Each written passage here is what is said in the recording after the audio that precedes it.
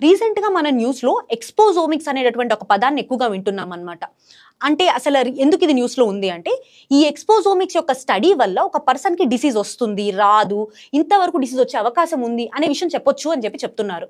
అసలు ఈ ఎక్స్‌పోజోమిక్స్ అంటే ఏంటి? అంటే జనరల్‌గా ఒక పర్సన్ ఉంటారు కదా! ఒక ఇండివిడ్యువల్.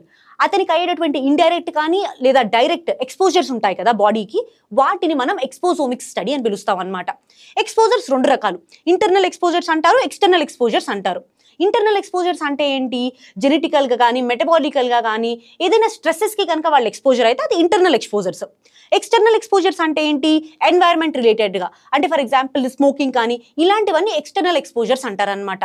సో, ఒక పర్సన్‌కి తన యొక్క ఇంటర్నల్ ఎక్స్‌పోజర్ మరియు తన యొక్క ఎక్స్‌టర్నల్ ఎక్స్‌పోజర్ ఈ రెండిటి కలగలుపుకొని ఒక డిసీజ్ అనేది వచ్చేటటువంటి అవకాశం ఉండడము లేదా లేకపోవడం అనేది జరుగుతుందనమాట. ఈ స్టడీనే మనం ఎక్స్‌పోజోమిక్స్ అని పిలుస్తాము.